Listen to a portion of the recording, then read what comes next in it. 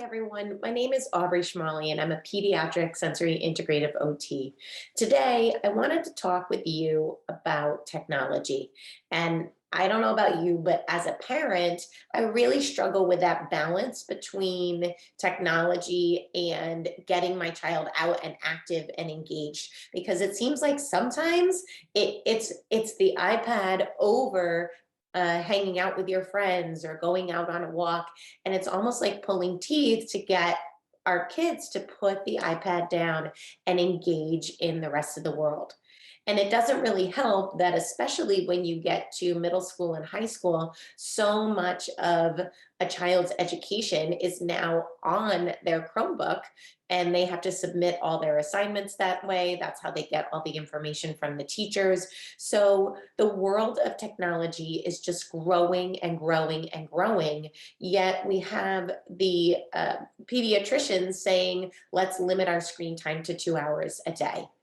And I think as a parent, there sometimes it's a little bit of guilt that goes along with it to say, I'm trying to limit, I'm trying to put the precautions in place and sign my kids up for activities and get them outside to play, make sure they're not spending too much time on the iPad. Yet that time always seems to creep back in, whether it's your choice, your child's choice, because they've had a rough day and they, just need a little bit of downtime, the teacher's choice because you have an assignment that's coming through Google Classrooms. There's just not always a way to keep that balance between technology and engaging with the rest of the world. So I don't know about you, but I get frustrated with that. And I know that things ebb and flow. So I often have to remind myself that there are going to be times where screen time goes up, and then other times where it's, not taking over our lives and we're not having to spend every moment in front of it to get an assignment completed or a big project done. If you're a parent of a child who has additional learning needs, or maybe is on the autism spectrum,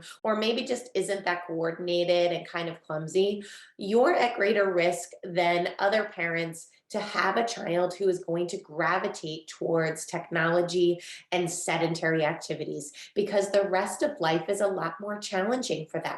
They don't maybe do well in social situations that involve a lot of movement. They don't want to go out for the team sports, but maybe they have an affinity for technology, and that's the one place where they're feeling successful, or they're feeling like there is an opportunity to socially connect with others in a way that maybe is more comfortable for them.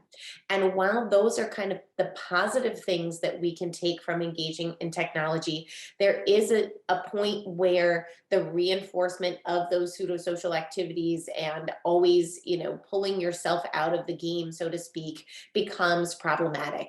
I had a client once who got to the point where he himself no longer enjoyed technology because technology and being on the computer became a replacement for life, just because he didn't really have the motor and coordination skills to get outside and throw a ball around with his friends. Now, in his case, what we ended up doing is there was a big intervention that was collaborative between the occupational therapist at his school and an exercise athletic training person that he got connected to, and some after school activities that he started getting involved in, like fencing.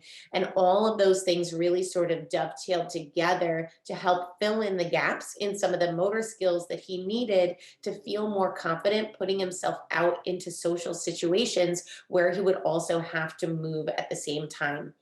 And so one of the things I want to say to you is, as much as technology can become a comfort zone for a lot of our kids who have additional needs, it's also important to look for the right match in movement activities that helps them be successful and helps them feel more comfortable in their own skin. So it might look like finding an athletic trainer or someone who just has more experience working with kids with various coordination abilities and having them do more simple exercises. Or it could look like activities that are more fun and engaging, such as a sensory integration clinic where kids can crash, they can feel safe to explore, they don't feel as uncomfortable because there's not a lot of other peers around, and they just have the opportunity to start getting feedback to their body that allows them to feel more successful in life and more comfortable in the way that they're able to approach and handle motor type situations. We're not going to get to that balance just by limiting screen time. It is going to be choosing those leisure activities carefully, setting up opportunities with your child in a more safe and manageable way for their level of ability and coordination, setting up smaller social opportunities that allow them a chance to practice moving at their own pace, as well as engaging in the social interaction to build up those layers of confidence, to make it something that's more desirable to be out in the world rather than always sitting in front of the iPad. Now, the challenge sometimes too is that their friends are also doing the same thing. So it is a little bit of a dance trying to build in, especially if you are the play date host, of how much time you're going to allow in screen time doing some of the activities that the kids have a common language around, like Minecraft or Roblox or whatever, the flavor of the day happens to be for our kids, and what those other social opportunities are. If you can get your child into spaces where there isn't technology around, that actually can make a huge difference in helping them be out in the world, exploring and getting comfortable with their environment. You aren't going to know until you take that walk, until you sign up for a tech-free kind of activity, what the opportunities are to facilitate that engagement. So I want to give you 3 tips that you can use at home to help set boundaries between screen time and movement. One of them is make sure you have a place that devices go for a certain hour or period of the day where you're going to proactively plan something that's more movement oriented, something that is a little bit more social, that does not involve technology.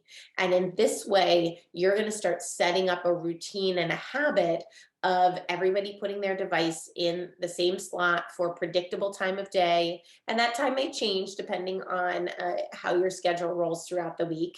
And then actively planning ahead and setting up those opportunities. It's really easy as a parent to get distracted yourself. And when you get distracted yourself with your technology, with your little breaks on social media, then the whole day kind of gets away from you as well, because you're using technology to get things done that you need to do. And then you're not proactively planning those collaborative and connecting times with your children to facilitate that engagement process. So the second piece of advice is plan a time to put your own phone down.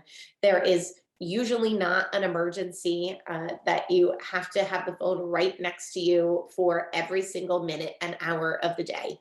Back when we had answering machines and no cell phones, the emergencies happened, but we weren't constantly available to everything that the outside world has to offer.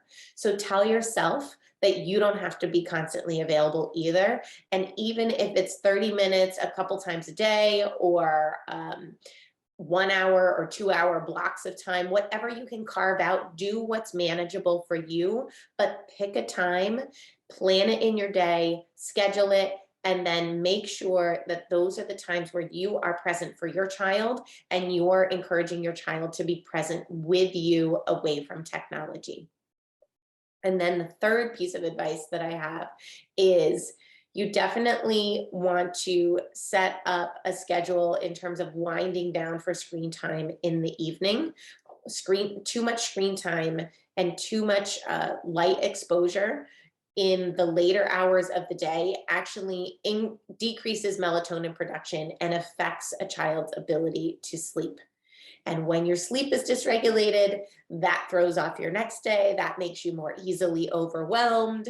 And then the cycle continues. Go back to technology to feel safe and secure. I don't have the energy to move. I don't have the energy to socialize. Life just overwhelms me. So if we can start balancing out the screen time by making sure that you're trying to get away from the screens about 2 hours before bedtime. I know that that's really hard for a middle schooler or a high schooler, but as much as they can, to not have exposure to bright lights really close to when they're sleeping, or put on a different light mode on their computers so that the impact on the melatonin production is not as great, then you can improve the quality of sleep that your child has and help set them up better for the rest of the day.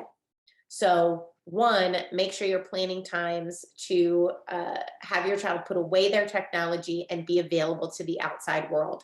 Two, make sure that you do that for yourself as well, and stop allowing yourself to be pulled into the distractions of the day as the master planner and organizer of your household. And three, try to manage the access to screen time closer to bed so that you're not affecting melatonin production, and your child is getting better quality of sleep to be more available to handle the experiences from the outside world as you go through the day. I'm Aubrey Schmalley. If you like this video, please click like, subscribe, share with your friends, and let's keep working together to empower our children to move from left out to limitless as they grow up in a world of technology.